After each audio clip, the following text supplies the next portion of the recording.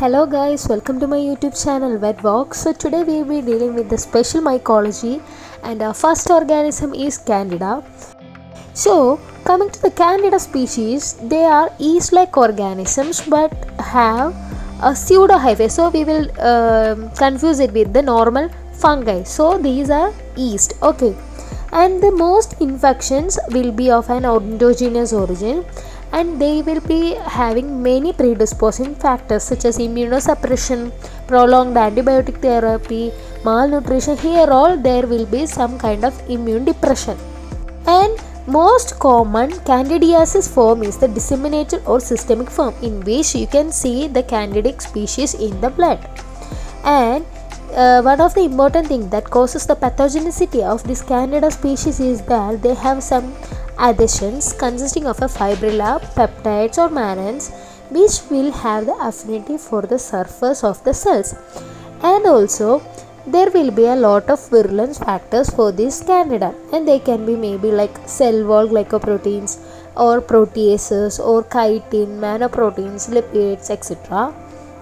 So basically the yeast forms will be the responsible for the tissue damages and all.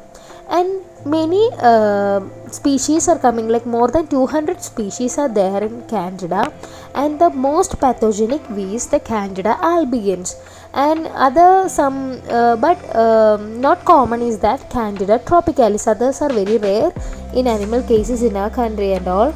Mainly the infections of the Candida albicans is present on mucous membranes and all.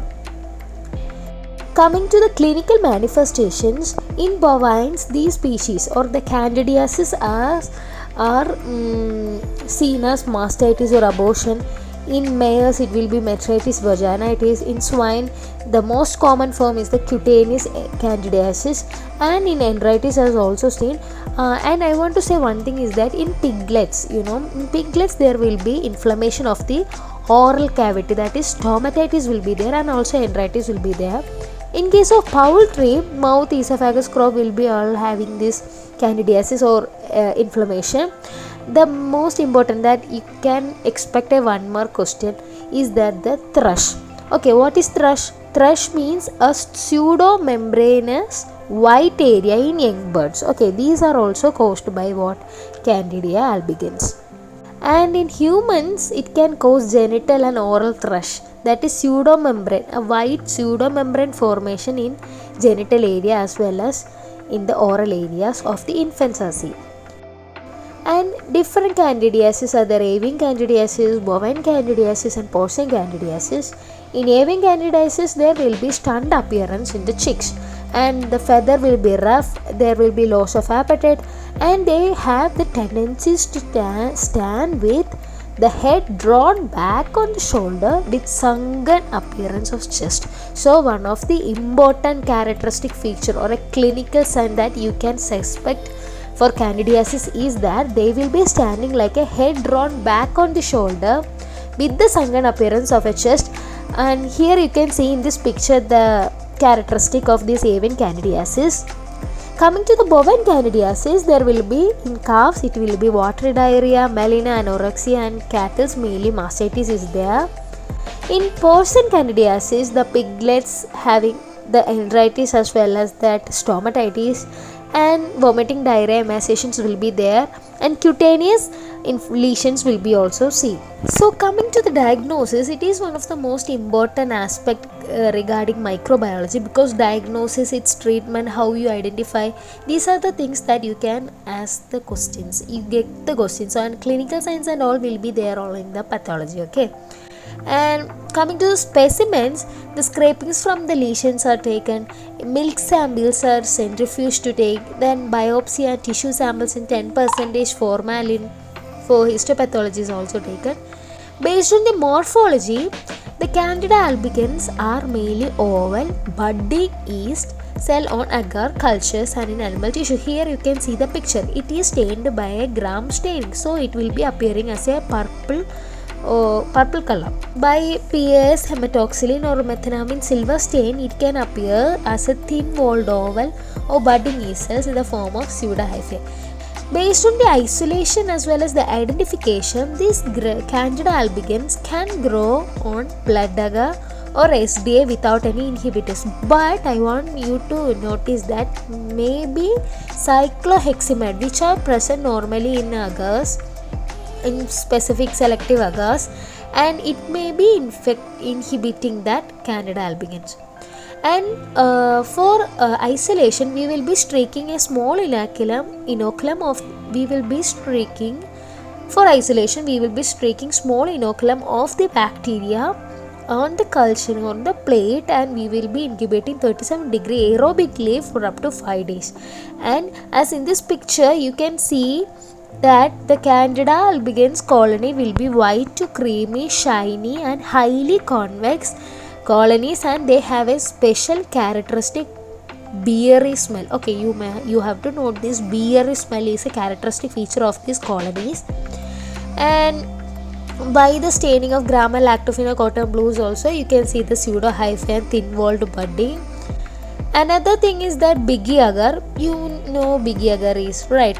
Bismuth sulfide glucose glycine yeast agar is the biggie agar, and it is also mainly used for Candida albicans isolation and identification. So normally most bacterial contaminants are inhibited by this biggie agar, but albicans as well as the tropicalis can reduce the sulfide to sulfide, so they will grow. Okay, and another two tests which are important is that germ tube or serum tube test and chlamydospore demonstrations by the Dalmus technique. So coming to the germ tube or serum tube test, a small inoculum from an isolated colony will be suspending in a 0.5 ml of serum. Maybe it will be sheep, rabbit or human, and it will be incubated for 37° for 2 to 3 hours. Then from this preparation, a drop is examined under a phase contrast or a highly objective of the light microscope, and under the microscope you can see a small thin-walled tubes which will be projecting from yeast cells, and these are the characteristics of the Candida albicans. You have to note this point. Okay. Then coming to the Dalmus technique, it is mainly for demonstrating the chlamydospores. Okay, so the subsurface inoculation will be made on a cornmeal tween 18 or chlamydospore agar. You have to note this cornmeal tween 18 and chlamydospore agar, because these are the selective agars for this Dalmus technique, and it is incubated in 30° for 2 to 4 days. And then a thin cover slip will be made on the surface of the agar, and it will be examined under the high power microscope, and you can see there a thick walled chlamydospore bone at the tips of the pseudohyphae. Okay, and maybe you can see like clusters. Okay, so that is the Dalmus technique. So next is a table showing biochemical test. You can just go through it and study. There is no need to explain. And another thing is that we can perform an animal inoculation. Okay, rabbits and mice are very susceptible to this Candida albicans or etc. by the intravenous or intraperitoneal inoculations. Mainly in rabbits we perform intravenous, and in mice we perform intraperitoneal, and they will develop abscess in the kidney, which way we can identify it as an albican, or we can use it as a confirmatory test. So for the treatment you can use the nystatin ointment, the ketoconazole, clotrimazole, nystatin infusion, amphotericin. These are commonly used antifungal drugs. So we finish it with Candida, and thank you for watching this video. I will soon uploading the next video. Thank you.